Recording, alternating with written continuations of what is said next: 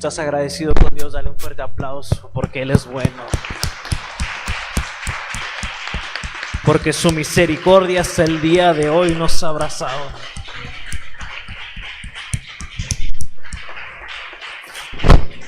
Aleluya. Abre tu Biblia, por favor, en el libro de Mateo. Iniciando el Nuevo Testamento, el libro de Mateo, en el capítulo 3. Mateo, capítulo 3, verso 1 y 2.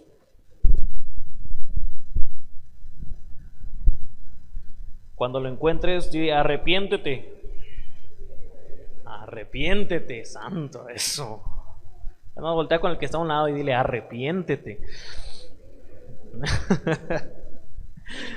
Dice la palabra de Dios en el nombre del Padre, del Hijo y del Espíritu Santo. En aquellos días vino Juan el Bautista predicando en el desierto de Judea y diciendo: arrepentíos porque el reino de los cielos se ha acercado.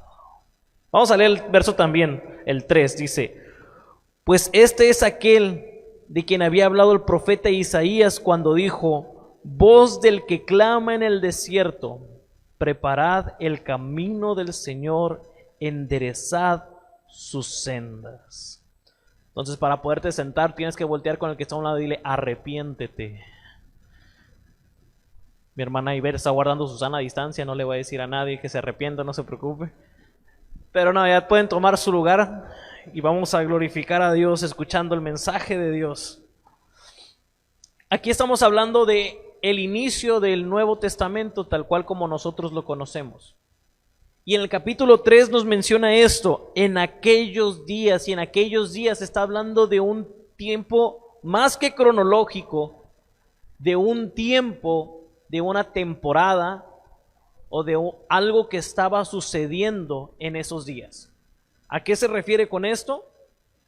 Nosotros sabemos que Nehemías fue uno de los coperos del rey, lejos de las tierras santas, lejos de Jerusalén, lejos de Israel, en el cual se enteró que estaba en malas condiciones la ciudad y sus murallas.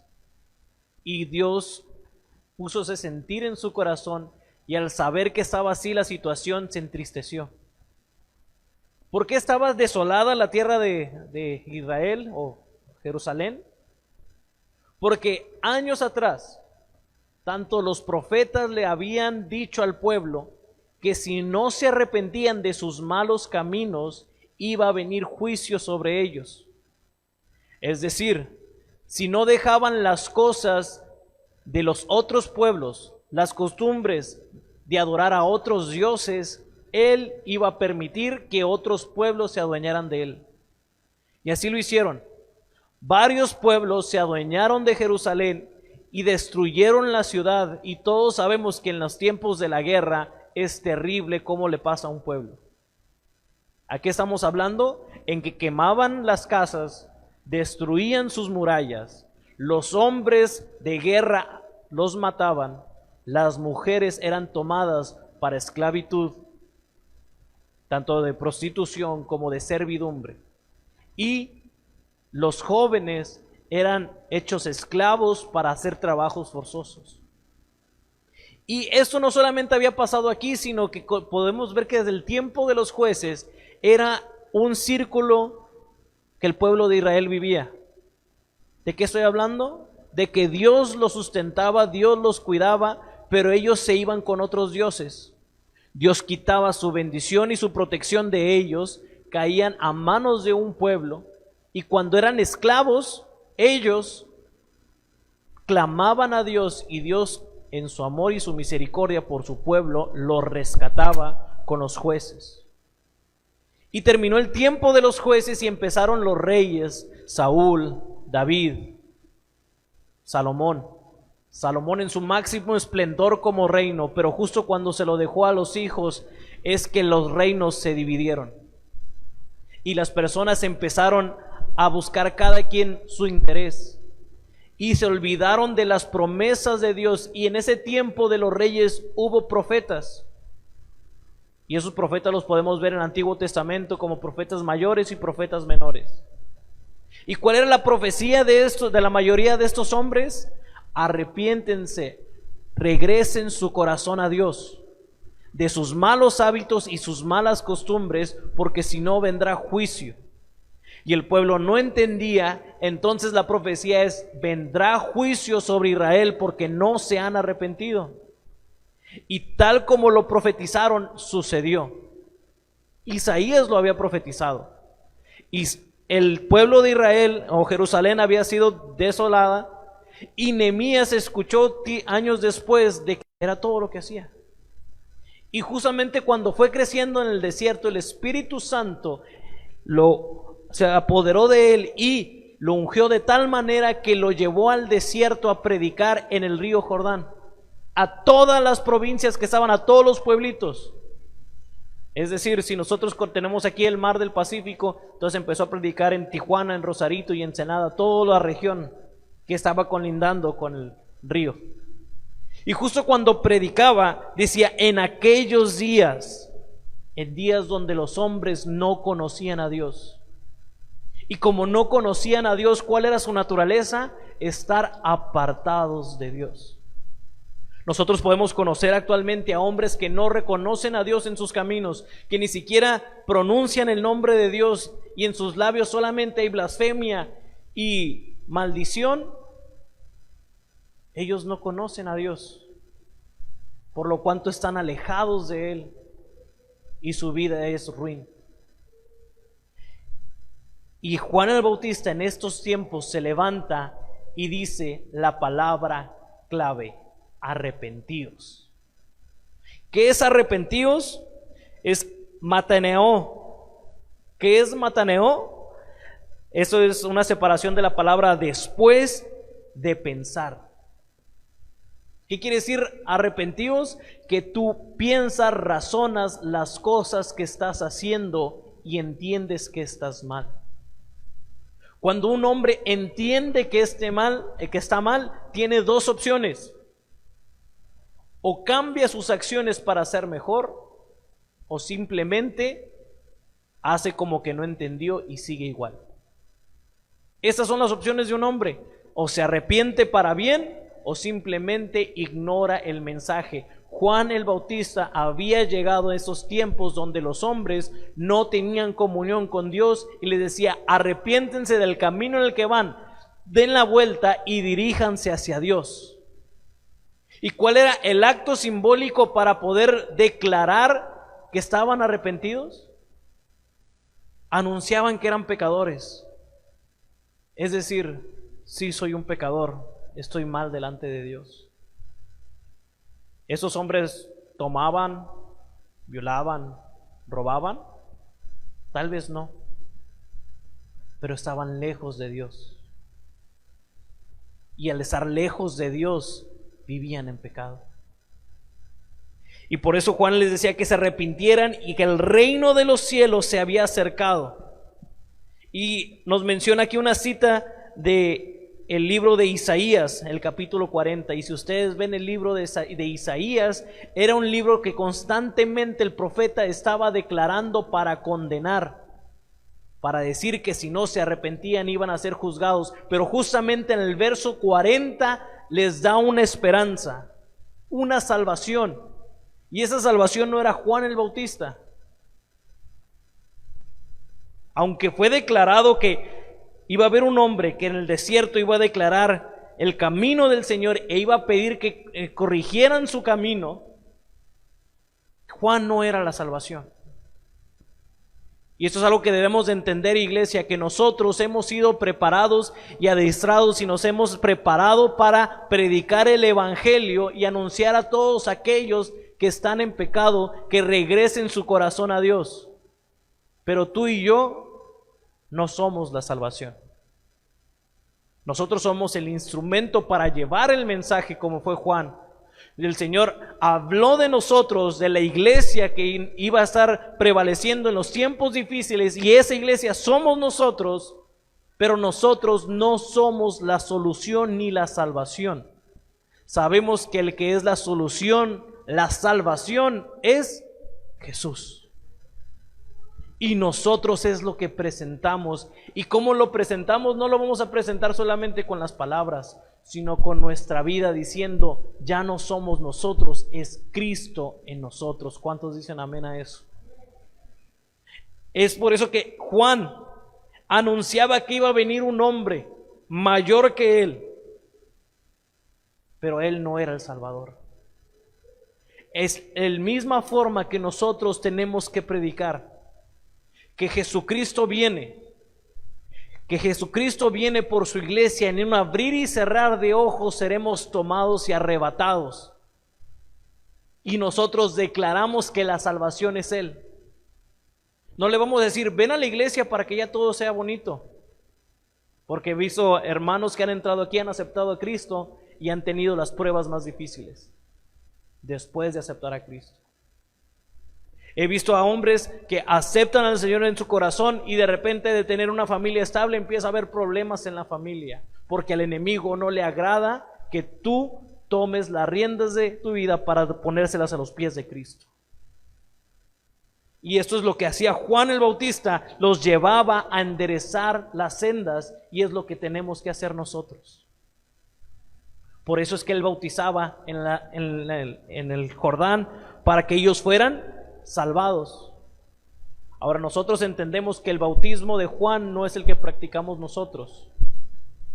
¿Por qué? Porque el bautismo de Juan era reconciliar al hombre, a los judíos, a Dios, y en este acto simbólico eran salvos, porque aún no tenían a Jesús. Pero nosotros ya tenemos a Jesús y Él es el que nos salva.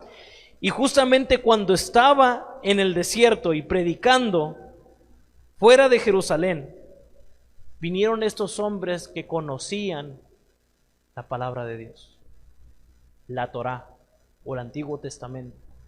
Estos hombres habían leído y conocían de todas las palabras de Isaías, habían conocido de la ley de Moisés, y estos hombres empezaron a ver todo lo que hacían los hombres para agradar a Dios, y ellos también lo quisieron hacer como líderes de la iglesia en ese momento.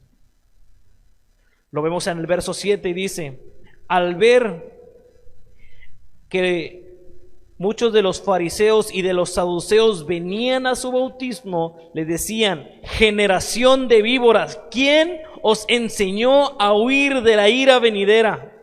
El verso 9, no penséis decir de entre vosotros mismos, Abraham tenemos por padre, porque yo os digo que Dios puede levantar hijos de Abraham aún de estas piedras. ¿A qué nos estamos refiriendo con esto? Que había hombres que conocían la palabra de Dios, pero no la vivían. Había personas que conocían cada una de las reglas, usos y costumbres, tradiciones que había mostrado Moisés, pero no las vivían. Y al ver que el pueblo estaba siguiendo a Juan, quería hacer lo mismo para quedar bien con el pueblo, pero no lo hacían con un corazón genuino, con un corazón arrepentido. Simplemente lo estaban haciendo públicamente para que los demás vieran que estaban bien. Pero a Dios no podemos engañar. Podemos reunirnos aquí y decir que lo estamos haciendo lo mejor posible, pero Dios es el que valora los corazones. Muchos dicen, yo estoy haciendo el sacrificio por venir, pero si nuestro corazón simplemente está para ser reconocidos, no sirve de nada. Dios es el que mira los corazones. Y Juan el Bautista, con el Espíritu Santo, tenía el discernimiento que decía, estos hombres solamente vienen a salvarse a sí mismos. Si realmente están arrepentidos, hagan frutos dignos de arrepentimiento.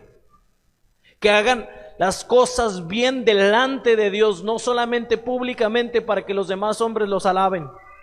No solamente públicamente para que los hombres digan, ah, qué buena persona es. Sino las cosas que se niegan y buscan la voluntad de Dios, que sea de corazón, para que Dios los premie. Muchas veces es lo que estamos pasando aquí, que buscamos tanto el reconocimiento del hombre y que nuestro nombre también sea reconocido por los demás, que olvidamos lo esencial, que es la comunión con Dios. Y estos hombres es lo que se habían enfocado. Por eso Juan el Bautista predicaba porque sabían los corazones e intenciones de esas generaciones. Y me gustaría decir que aquellos hombres eran malos y aquellos hombres estaban alejados de Dios, pero lamentablemente estas nuevas generaciones también lo están. Hay nuevas generaciones que están creciendo y están creciendo alejados de Dios, que pueden conocer el nombre de Jesús y pueden repetirte un texto, pero su corazón está en el deseo de esta carne. Y el Señor nos está llamando a predicar como lo hizo Juan el Bautista. ¿Cuál era su predicación? Arrepentíos. Arrepiéntete. Arrepiéntete que Cristo viene. Arrepiéntete que Cristo viene por su iglesia. Porque muchas veces queremos presentar a la iglesia como una solución y como un club social divertido en el cual todos pueden pasarla bien. Pero Jesús nos mostró que en este mundo también tendríamos aflicción. Que los que seguían a Él, que muchos zorros tenían guaridas, pero los hijos de Dios muchas veces no iban a tener dónde recostar su cabeza. Que iban a pasar necesidad, que vamos a pasar necesidad y que no todo va a ser perfecto conforme al plan de este mundo, pero sí va a ser perfecto conforme al plan de Dios. Pero estas nuevas generaciones, y me da risa y comparto mucho que dicen estas generaciones de cristal, porque no les puedes decir algo que está bien o mal porque los ofende. Porque no les puedes decir eso es pecado porque va a decir para ti es pecado, para mí es diversión. Porque para esas generaciones todo es relativo, y si se levanta un hombre a decirle arrepentíos porque están en pecado, muchos se van a burlar. Y déjeme decirte que esta iglesia que se levanta a decir arrepentíos, vamos a recibir burlas y críticas. Vamos a recibirlas. Pero nuestro galardón no está en esta tierra, sino en el cielo. Y nuestros frutos que hagamos en esta tierra, el Señor las va a valorar cada uno de ellos. Esa palabra que parece con más que un regaño, porque veo muchos en silencio y tal cual, si a uno le dices arrepiéntete, muchos se ofenden. Y es la verdad. Dios habla a mi vida constantemente y dice arrepiéntete, arrepiéntete, arrepiéntete. Haz las cosas bien. Y muchas veces por nuestra pereza o por nuestro ego no hacemos las cosas bien. Iglesia, dejemos todo a los pies de Cristo, porque es necesario que nosotros menguemos para que Él crezca. ¿A qué estoy hablando? Que nosotros debemos imitar mucho los principios de Juan. Nosotros debemos de entender el ministerio que era de arrepentir, llamar al arrepentimiento para preparar el corazón que aceptaran a Cristo. Y esa es justamente nuestra labor. Pero algo interesante justamente en ese pasaje, que era cuando Juan estaba predicando de que se arrepintieran y que venía alguien mejor que él, al final aparece, en el verso 13 aparece Jesús, el Hijo de Dios, para ser bautizado, para ser presentado, para ser revelado ante los nuevos, ante el pueblo de Dios. Y cuando fue presentado, cuando Juan estaba en su máximo esplendor de su ministerio, se presentó Jesús. Y cuando se presentó Jesús, su ministerio fue en declive. ¿Qué nos quiere decir esto? Que cada vez que Cristo vaya creciendo en nosotros, nosotros tenemos que menguar. Que cada vez que Cristo esté en nuestra vida, nuestros pensamientos tienen que ser menos para que sus pensamientos sean más. Nosotros tenemos que reducirnos para que Él sea viviendo en nosotros. ¿Cuántos quieren que Cristo viva en su corazón? Niéguense a sí mismo. Niéguense a sí mismo. No es una palabra bonita, yo lo sé. Le voy a pedir al grupo de alabanza que me acompañe. Pero justamente esa palabra es la que hable fuerte a mi corazón. Que nosotros debemos de buscar siempre hacer la voluntad de Dios, y es justamente esa visión la que tenemos de evangelizar, discipular y amar a Dios sobre todas las cosas. Pero cuando tú amas a alguien, buscas lo mejor para esa persona. ¿Cuántos dicen amén a eso? ¿Cuántos de aquí han amado? Los que son padres lo podrán entender. Cuando aman a sus hijos, quitan su alimento con tal de que ellos coman, porque buscan el bien para ellos. Y si nosotros amamos a Dios, es que nosotros nos tenemos que reducir para que Él sea exaltado, para que Él sea glorificado. Esto para el mundo es una locura, pero para nosotros es vida eterna. ¿Cuántos de ustedes quieren vida eterna? Busquemos a Dios, que Él es el único que la puede dar. Hace un par de días vi una noticia en las redes sociales que me entristeció mucho, de uno de los salmistas o levitas, no sé cómo se le puede decir a alguien que canta alabanzas. Parece que cada título ofende a alguien, entonces. Y este hombre, que dejó muy bonitas alabanzas, partió a la presencia de Dios. Pero no me dio nostalgia tanto de que una persona murió, o de que o idolatrar a la persona, sino que uno de sus cantos siempre me ha ministrado en mi corazón. Yo desde hace mucho había contado ese testimonio y lo he dejado de contar muchas veces. Pero los que me han escuchado predicar antes sabrían que justo cuando inicié el ministerio, a mis 18, 19 años, yo tenía el deseo de mi corazón de servir a Dios, pero también estaba el deseo de mi carne de hacer lo que yo quisiera. Y mi esposa más o menos sabe la historia, pero espero que no me causen problemas. Pero en ese tiempo había una chica que me gustaba mucho y yo quería quedar bien con ella, y yo quería el ministerio. Y justamente cuando tuve la oportunidad de poder conquistar a esa chica y hacerme un hombre galán y apuesto, algo me frenó. Y de esas sensaciones que dices, si yo lo hago, yo sé qué va a pasar. Pero el Señor me dijo no. Y justo cuando cumplo años, me gustaba pasar, o me gusta todavía pasar a dar un canto de acción de gracias. Y ese canto de acción de gracias fue el que ministró mi corazón, el saber por qué no me tenía que declarar a esa chica ni conquistar a esa chica. Porque si bien eran los deseos de mi carne, el Espíritu Santo anhelaba usarme, como anhela usar a cada uno de nosotros. Y justamente en esos cumpleaños me paro enfrente de la iglesia. Y aunque la chica estaba ahí enfrente de mí, sabía que el Señor estaba mirándome. Y empiezo a entonar este canto.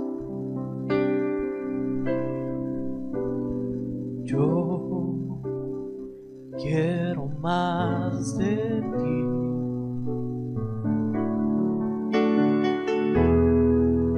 Y habitar en tu presencia. Menguar para que crezcas tú. Cada día seré más como tú. Al estar entonando este canto, mis lágrimas empezaron a rodar de mis ojos. Y entendí que el Señor tenía un plan para mí. Y para que ese plan se cumpliera, tenía que reducirme a la nada para que Dios obrara en mí. Es decir, Dios me mostró todo el potencial que he tenido y de poder haber sido un hombre exitoso, con dinero, o tal vez mujeriego, que para los hombres eso es como un orgullo. El Señor me enseñó que me tenía que reducir a la nada para que Él obrara en mi vida. Y es algo que el Señor sigue mostrando hasta el día de hoy.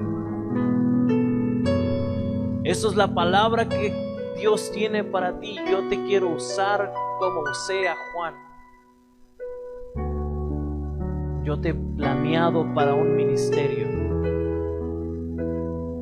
Y Él te dio el carácter, pero ahora te está diciendo: entrégame ese carácter. Dios te dio un valor y un porte, y el Señor te está diciendo: dame ese porte. El Señor te dio una jerarquía y un liderazgo, y el Señor te dice: dame el liderazgo. ¿Quieres hacerlo con tus fuerzas o con las mías? ¿Cuántos quieren hacerlo con las fuerzas del Señor? Ponte de pie, iglesia.